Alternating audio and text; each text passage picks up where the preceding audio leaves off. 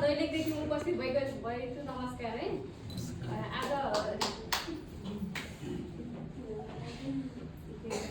यस बराइमुलबिङको senior doctor हुनुहुन्छ हाम्रो Sanjay Basnet sir अनि यहाँ उपस्थित सम्पूर्ण दोकानी सङ्घका सदस्य अध्यक्ष सम्पूर्ण उपस्थित हुनुहुनेकोमा धन्यवाद सबैलाई।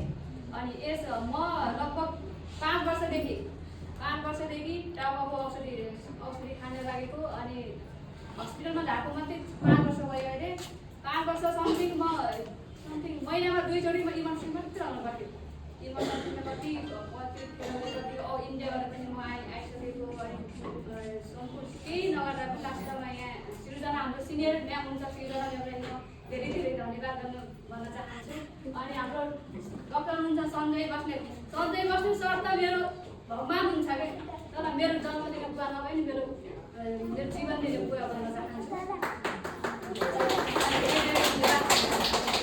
त्यसैले यस बराइमुलबिङबाट मैले पहिला मलाई विश्वास पनि लागेको थियो। विश्वास हुँदाखेरि मैले सामान्य एउटा कोठाबाट मैले उपचार पाएको नबाट मैले उहाँलाई प्रश्न सोधेको सर मैले यति धेरै हस्पिटल गएँ, यति इन्डिया पनि गएँ, यहाँ पनि गएँ, अब 5 गएँ, यो कोठामा सामान्य उपचार हुन्छ र भनेर उहाँलाई क्वेसन सोध्ने मान्छे म नै होइन सर। त्यतिखेर मैले भन्दाखेरि हजुरले विचार त गर्नु म्याम कस्तो हुन्छ के हुन्छ हजुरले पछि भन्नुहुनेछ भने मैले अब 1 महिना लगतै मैले सब्सिडी गरेर मैले उहाँसँग फेरि पनि अझ फेरि गरेर औषधि सब्सिडी गरेर मैले आज यो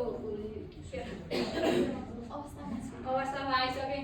अझ पनि यो अर्ग्यानिक भन्ने जस्तै हामीले अर्ग्यानिक कृषि सर पनि आउनुभएको छ होइन। जस्तै अर्ग्यानिक कृषि सर हामी जस्तै हाम्रो तालिममा गएको बेला के अरे त्यहाँ मैले एक दिन औषधि छुटाउँदाखेरि के अरे सरले भन्नुभयो सगो म्याममा किन सुन्नु भएको छैन रातभरि भन्दाखेरि मैले के भने सर मेरो औषधि छुट्यो म सुत्दैन भने होइन। सरले भन्नुभयो कि गाउँमा सर हुन्छ हाम्रो गाउँमा सरले भन्नुभयो। अनि मेरो गोजीमा सिटामुक्का खानु न भन्नुभयो। म सिटामुक्का छ मेरोमा गोजीमा सधैँ हुन्छ म छोड्न पनि छोड्दिनँ भन्दाखेरि म त्यही रातभरि सुत्दैन पनि तालिम गएको बेला। अनि त्यसैले यो बराइमुलबिङ भएको त जो सबै अझ आउने बिरामीहरूले पनि सब यतै अझै पनि अगाडि बढाउनुपर्छ। अझै हामीले युज गरेपछि हाम्रो स्वास्थ्यमा राम्रो सकारात्मक पोजिसन ल्याउँछ भन्ने भन्न चाहन्छु।